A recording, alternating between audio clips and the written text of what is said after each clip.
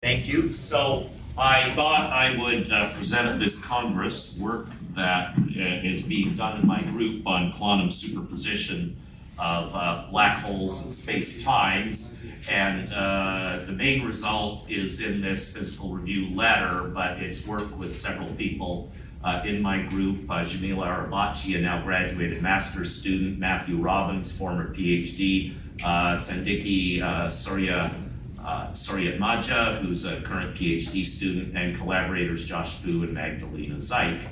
And the basic idea is the following. We still don't have a quantum theory of gravity, but whatever it is, a general expectation would be that it should somehow give a superposition of space-time, because everything else quantum allows us to superpose states, and space-time would be a state of quantum gravity.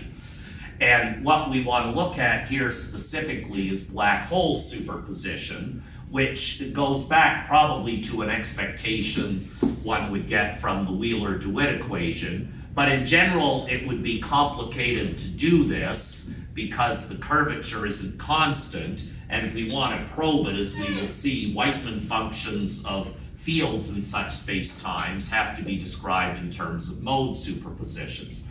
So the superposition I'm going to tell you about is the BTZ black hole, which is a black hole of constant curvature.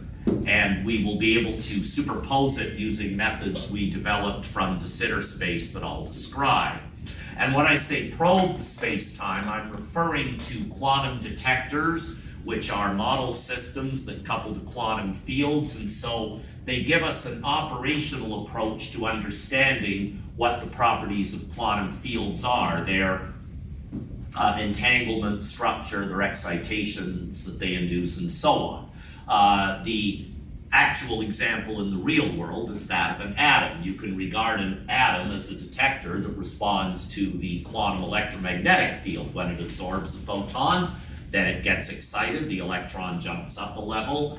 If it emits a photon, the electron dumps down a level, it's de-excited. And the simplest atom that theorists like to use is a qubit, which is a two-level system that we call also an Unruh-DeWitt detector, and it has a ground and excited state separated by some energy gap. So I'm going to draw it like this little box. It's basically like a quantum dot that has one single energy level inside it. So in some sense, these things exist kind of in the real world. And one of the key quantities of interest is the probability, or the response the detector has, the probability that it gets excited. So the action for describing these has a few parts to it. In the simplest case, there's the action of the detector Q, there's the quantum field phi, and there is the interaction term. Let me put a few things up there. So the detector, the field, and the interaction. And in the continuum, the interaction is generally given by this linear coupling between detector and field, and this can occur in curved space. Or if it's in a cavity, you break up the field into discrete modes, and the detector just has these two levels, ground and excited. This kind of thing has been studied a lot by Lin and Hu, and other, well, I did this with Eduardo, Martin Martinez, and Eric Brown, and Nick Metacucci, and simultaneously Bruce Lee and Yvette Fuentes formulated how to do this kind of thing in a cavity. But the point I want to make is that it's the detector that tells us what the quantum character of space-time is, or the quantum character of a field in space-time. If we can't detect it, we really don't have any way of knowing about what it's doing. We only have theoretical expectation from calculation. So there's a lot more that could be said about this, but what I want to get to is this notion of detectors in superposition. And there's no reason why we shouldn't be able to do this. We send photons through beam splitters. Why not a UDW detector? And Eduardo Martin Martinez and Yvette Fuentes and I looked at this about 13 years ago. and showed that there's a non-trivial Berry phase if you send a UDW detector through a Mach-Zehnder interferometer that could give a new test of the Unruh effect. And I don't have time to go into that. That's just simply a conceptual setup for the following, and that is that of a quantum-controlled detector. So here's the Hamiltonian of the interaction term that I said before. There's sigma d takes you from excited to ground, sigma d minus takes you from excited to ground, and sigma d plus from ground to excited. So this is how the detector couples to the field. And when you work through the formalism perturbatively, you find that the response of the detector, that quantity p that I mentioned earlier, is given by this integral of the Whiteman function, the two-point function of the quantum fields, multiplied by these switching functions that are a property of the detector, how long it's exposed to the quantum field. You could put it in a cavity, open the box, and close it again of the cavity, and the detector would be exposed to the field for a while and then stop. So for a superposed detector, as in the previous slide, you have a superposition of detectors in various position, or perhaps in various states, with control qubits, for example, C1 and C2, that would tell you whether the detector was maybe to the left or to the right, or I could put these in ground or excited states, as the case may be. Here I'm considering, as in the case of the MZI, Mach-Zehnder interferometer, alpha would correspond to one detection and the beta part of the superposition to another position, one position of the detector here and a different position over there. And I could do this for many, many positions. I could superpose over as many possible trajectories as I like. And I could measure in superposition of control states in which I would get quantum interference between the detector response along the various trajectories.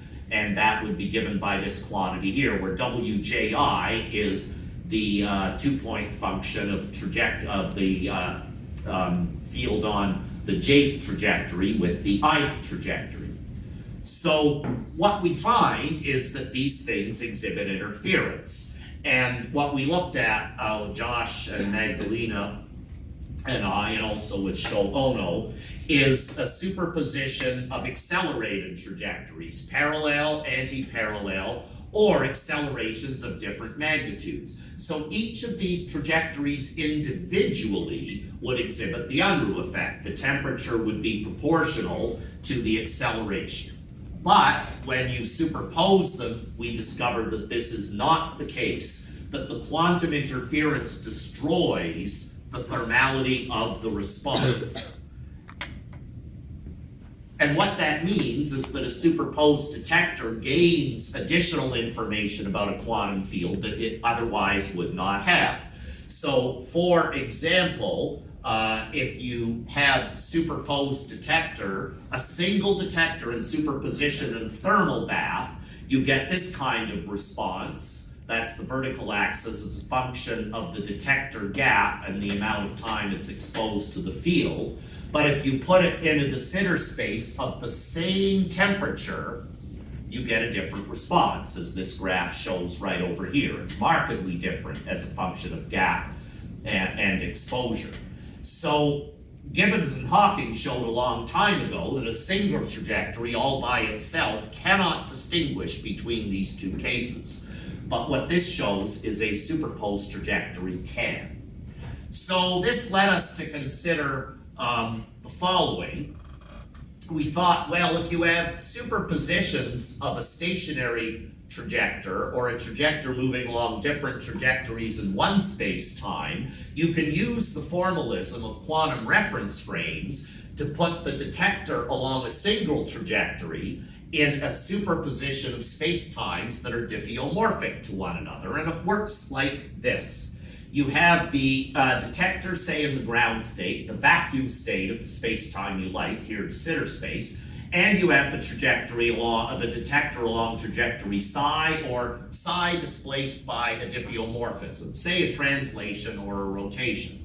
So you can write that operator like this, and then what you can do, what happens under time evolution is the unitary operator will act along both branches of the superposition, and so you find you effectively get this kind of evolution, a unitary along one trajectory and one along the diffeomorphic, the displaced trajectory that's diffeomorphic, and then you can measure that in the control basis. But then what you see is if you switch these things around, this is effectively a superposition of a de Sitter space here and a different de Sitter space with this unitary. So that is a superposition of spacetimes. Now, in some sense, this is not a big deal. All I'm saying is if you have a superposition where the thing goes this way and it goes that way with QRF formalism, I can put them together and say I've got a superposition of a Minkowski space here and one over there. They're equivalent pictures.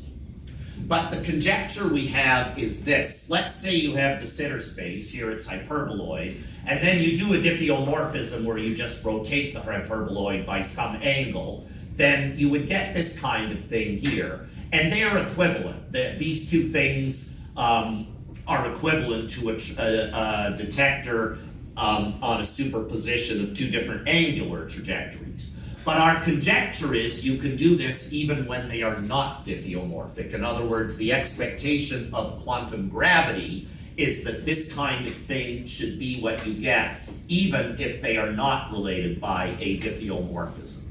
And that's the idea of that's going to come up of black hole superposition. The idea is that, well, here you can show that you get different responses depending on whether it's angular or a curvature position. But let's get to the black hole. I said we would look at the BTZ black hole, which can be constructed from the covering space. How much time does that give me? You have 3 minutes for questions. All right, so I've got a couple of more slides and I'm done. If phi is unidentified, this is ADS Rindler space, but if it's identified, you get a BTZ black hole, which looks like this. So what we do to superpose the black hole is we superpose the identifications, which works very easily in the quantum reference frame formalism. So the Whiteman function for BTZ then becomes this superposed BTZ Whiteman function over one identification with the other one. And we can work through detector formalism for a variety of boundary conditions. And what we find is we can, in fact, ask how would a detector respond in a superposed spacetime. So you get this dynamical evolution, and I've got to go through this fairly quickly, but if you condition on a superposition of mass states, you get, as you would expect for an atom in energy superposition, a time-dependent situation where it oscillates between ground and excited states according to the various response functions along each of the possible space-time superpositions. So the bottom line is this is what we got. We found the detector had a bunch of spikes at rational values of the superposition, depending on whether we condition on the plus state in blue or the minus state, and you can put a phase for the black holes, in which case the superposition shifts. But this was reminiscent of Bekenstein's mass quantization conjecture. We found that we got rational resonant peaks at rational values of the mass ratio. Earlier in this Congress, Dickey told you about the rotating case, and again, we see for the rotating case the same kind of thing, except now the resonant peaks are at rational values of the horizon radii. What might a superposed metric mean? Well, Aki Kempf and collaborators have suggested that maybe the metric can be derived by this point-splitting derivative of the Whiteman function in the limit the points come together. Maybe that's a way of interpreting it, but I will stop here and just put the conclusions up and take questions. The key takeaway here is that we get response if black holes are superposed at rational values of horizon radii. Thank you.